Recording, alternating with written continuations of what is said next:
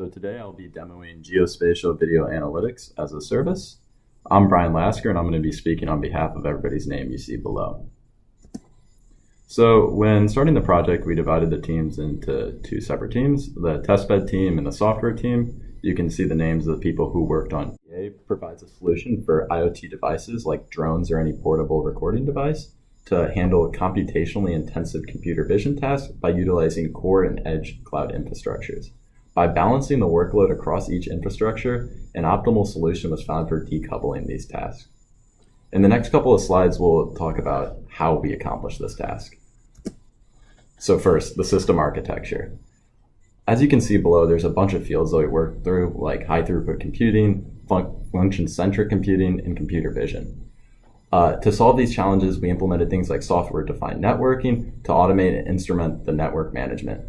To solve the data computation and consumption challenges, we embrace function-centric computing by implementing a microservice architecture, which also implements the REST API to communicate to each part of our system. Composition, we used microservices that implemented the RESTful API, which made our application stateless. Also, we implemented Docker to containerize our microservices so that they were easy to deploy across our application. The logic of our system, the placement of computation across the hierarchies of distributed infrastructure is usually a function of how much computational resources can be made available at a node closest to the data collection site. We are increasingly placing compute either on the edge to optimize for latency or in the cloud to optimize for computation.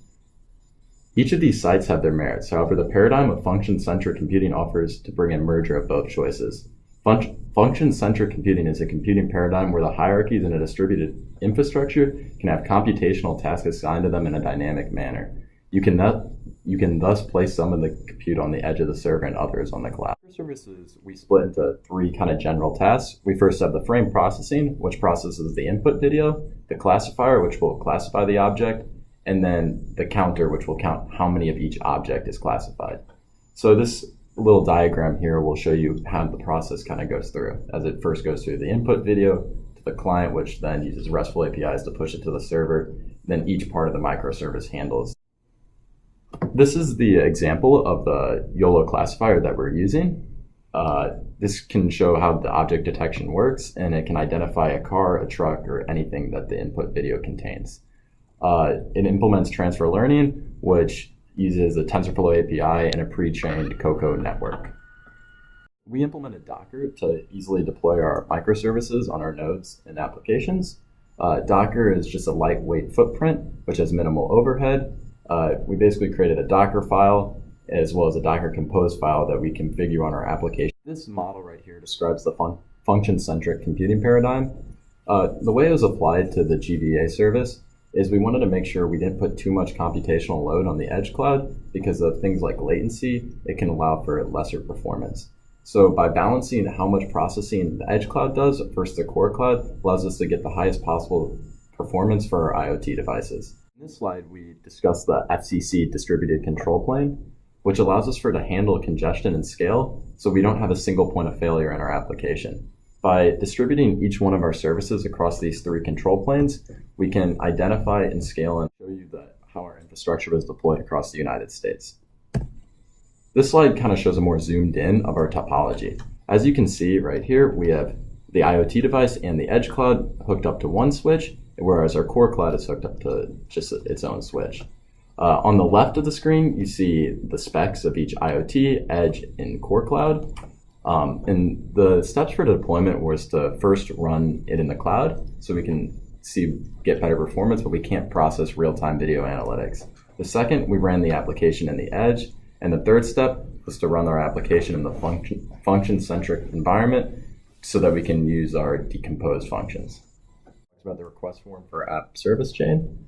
First, we need to write some description of all the functions, specifically in source name, source CPU number, destination CPU number, and bandwidth and latency. If we request one core, the function will be sent to IoT devices.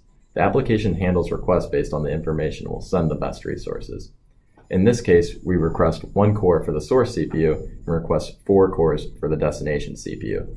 Lastly, we set the bandwidth to 15 megabits per second and the latency to 5 milliseconds. We can see that latency is small. If we request a small latency, it means we want real-time analysis of the video. In this case, we cannot go to the cloud because the cloud is too far away from our IoT device. Next, we'll talk about the pre-processing function, which will be provided in the edge and on the second line of this app service chain.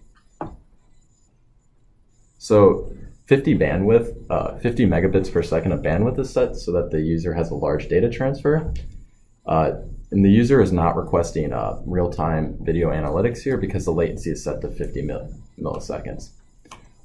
This time to reserve these resources could take a whole day, so the user might have to wait until tomorrow to find the appropriate resource. The second request can also satisfy because the user requests 50 megabits per second bandwidth. In this case, the application cannot run in the IoT device, and the result will be ran in the cloud. The system will determine if the user requests the result of our app service chain allocation. In the UI, we can see that all the resources were allocated successfully. It gives some information such as the source service IP port, the destination service IP port. The IPs also correspond to the devices which the function is running on. In this specific case, you can see the addresses for the edge, IoT, and cloud device. The user can also have the bandwidth information, which in this case is 65 megabits. In slides, we'll talk about the hardware specifications and the software specifications. As you can see below, here's the specs of our hardware. And here is the software that we included in our cloud server setup. From our test, here's some of our results. This is the edge results for our edge cloud. And here's the results for our core cloud doing image processing.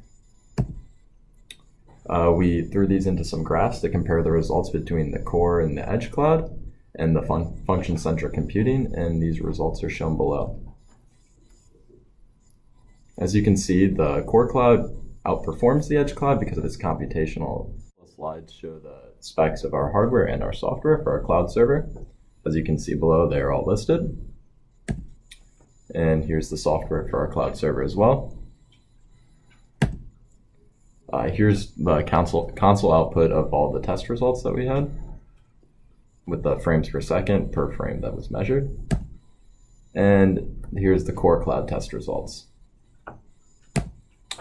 On this, we graphed both results from the edge and the core cloud. As you can see, the core cloud does outperform the edge cloud in this scenario because it has more raw performance than the edge cloud does.